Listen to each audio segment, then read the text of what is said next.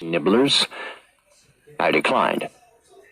The rabbit selected a chunky specimen for himself and gnawed at it noisily, freckling his chin with tiny orange chips that flaked off in the gap between his front incisors. About a year ago, the DeGreasy brothers, the cartoon syndicate, told me that if I signed with them, they would give me my own strip. He laid his half-eaten carrot on an end table beside a display of framed and autographed photos, some human, some toon. They included Snoopy, Joe Namath, Beetle Bailey, John F. Kennedy, and in a group shot, Dick Tracy, Secret Agent X9, and J. Edgar Hoover. Instead, they made me a second banana to a dopey, obese, thumb-sucking sniveler named Baby Herman. So find yourself another syndicate. I can't. The rabbit's face collapsed. My contract binds me to the DeGreasys for another 20 years. When I asked them to release me so I could look for work elsewhere, they refused. They give you any reason? None. Being somewhat an amateur private eye myself, I did some legwork. He displayed a hind limb that would have looked exceptionally good dangling from the end of a keychain. I nosed around the industry and uncovered a rumor that someone wants to buy out my contract and give me a starring role, but the DeGreasys refuse to sell. I want you to find out what's going on. If the DeGreasys won't star me, why won't they deal me away? Sounded horribly boring, but one more look at his check convinced me to at least go through the motions. I hauled out my notebook and pen.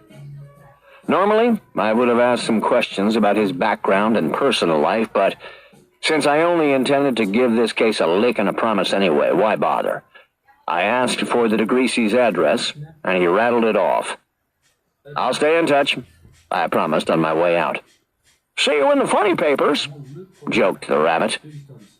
I didn't smile. 2. I stopped off at a newsstand and bought a candy bar for lunch and a paper to read while I ate it, making sure to get a receipt for my expense report. I turned to the comic section and found the Baby Herman strip. The rabbit appeared in one panel out of the 4, barely visible behind the smoke and flame of an exploding cigar given him by Baby Herman. I folded the paper shut. Hardly an earth-shaking caper, this one. A fast buck and not much more. But what did I expect?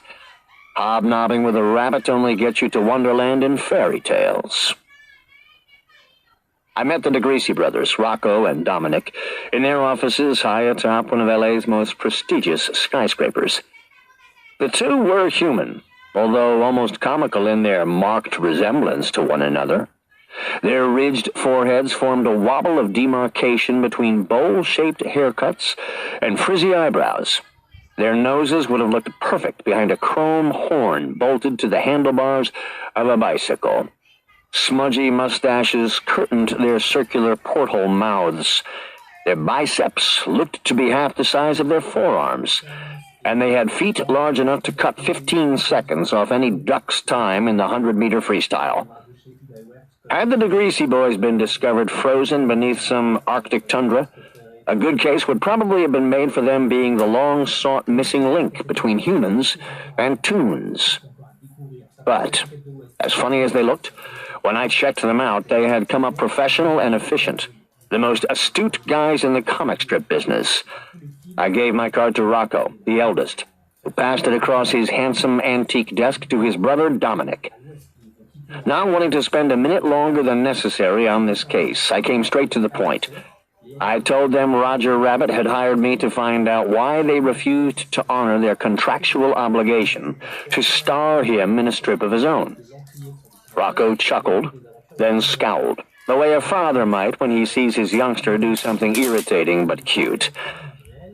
Let me explain our position with regard to Roger Rabbit, he said, without the slightest trace of rancor. His precise manner of speech and his 6-bit vocabulary gave me quite a surprise.